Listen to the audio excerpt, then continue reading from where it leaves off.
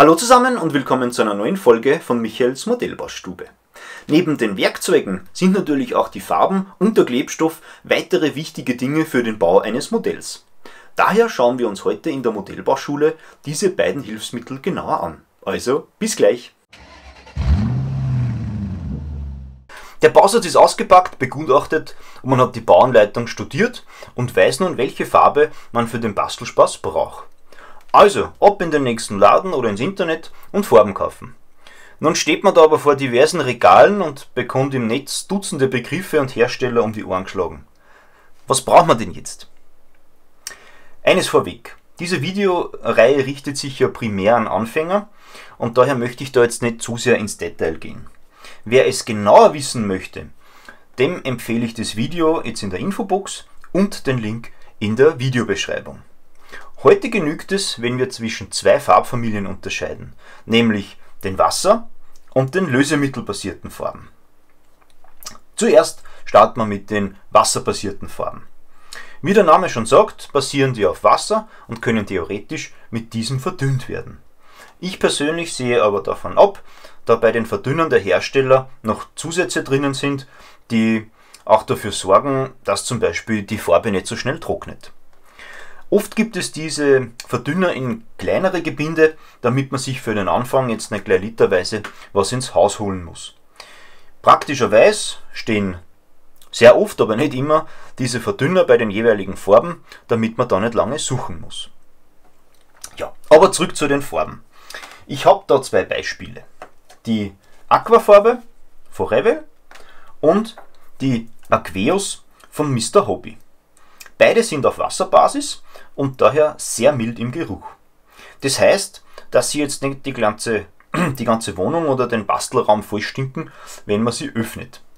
Sie trocknen beide relativ schnell auf und bei der Mr. Hobby Farbe, da kann ich auf jeden Fall sagen, dass sie bis zu einem gewissen Grad kratzfest sind. Am häufigsten, da wird euch aber die Revell Farbe über den Weg laufen, da man sie praktisch überall, also auch im Spielwarenhandel oder in der Spielwarenabteilung eines Kaufhauses findet. Neben dieser Farbfamilie, da gibt es dann noch solche, die auf Lösemittel basieren. Als Beispiel habe ich da so ein Döschen von Humbrol und die normale Mr. Hobby Farbe, die heißt Mr. Color. Wie da der Name schon verrät, da sind diese auf Lösemittel aufgebaut. Die stinken daher etwas und können nicht mit Wasser verdünnt werden.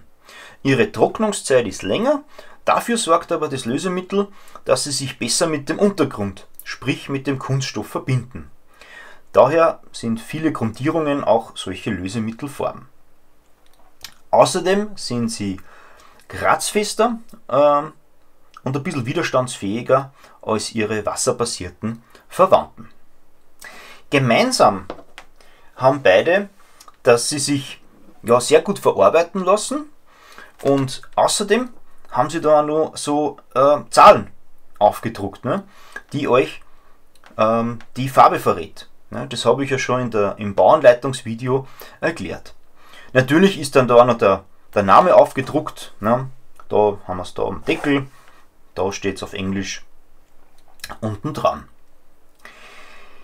Doch wie kennt man jetzt die ganzen Farben auseinander, wenn man vor dem Regal steht?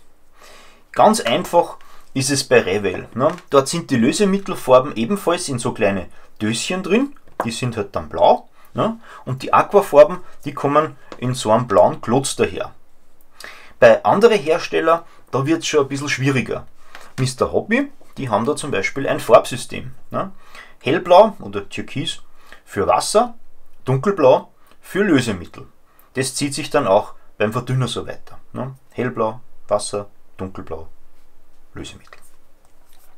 Ist man sich nicht sicher, da fragt man am besten den Modellbauhändler oder das Internet.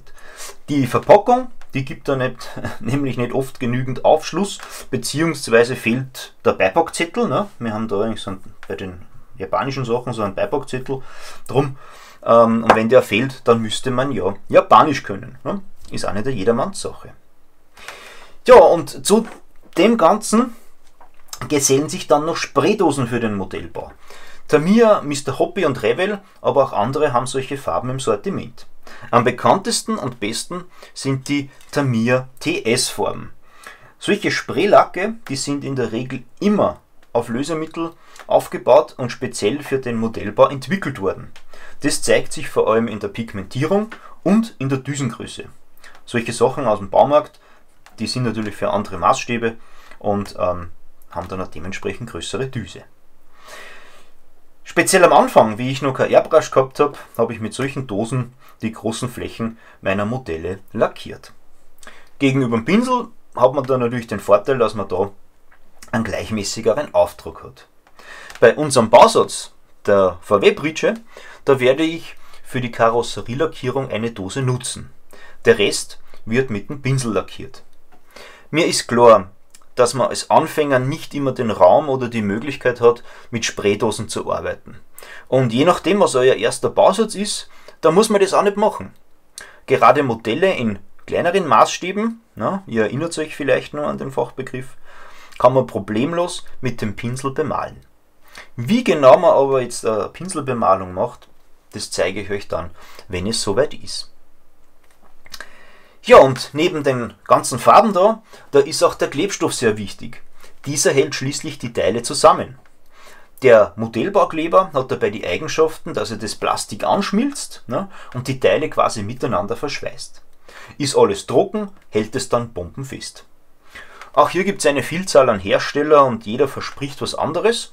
Für den Anfang und darüber hinaus, da empfehle ich euch aber den Revell Klebstoff. Ja, dieser kommt in so einer Flasche mit Kanüle daher und lässt sich da sehr gut und gezielt auftragen. Ja, gibt es auch noch kleiner, ja, und da setze ich die Kanüle. Andere Klebstoffvarianten, die kommen später von alleine dazu. Nutzt auf keinen Fall herkömmlichen Klebstoff, also den aus der gelben Tube zum Beispiel. Der ist für dieses Hobby nicht gemacht. Kleiner Tipp am Rande, bei diesem Bausatz werden Klarteile verklebt. Einige Hersteller bieten dafür auch eigene Klebstoffe an. Die kann man aber ruhig ignorieren. Ich klebe meine Klarteile immer mit Klarlack, also farbloser Farbe, so wie dieser da. Ne? Seht, da ist keine Farbe drin. Daher sollte man die beim Farbenkauf auch mit einplanen.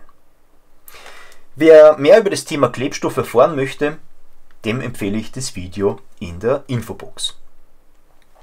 Fassen wir also zusammen. Farben lassen sich in wasserbasierte und lösemittelbasierte einteilen. Für den Anfang sind diese auf Wasserbasis zu empfehlen, da sie nicht stinken und schnell trocknen. Neben diesen gibt es dann also Spraydosen, die für größere Flächen super sind. Als Verdünner kann man Wasser nutzen, die eigens dafür vorgesehenen Verdünner sind aber besser.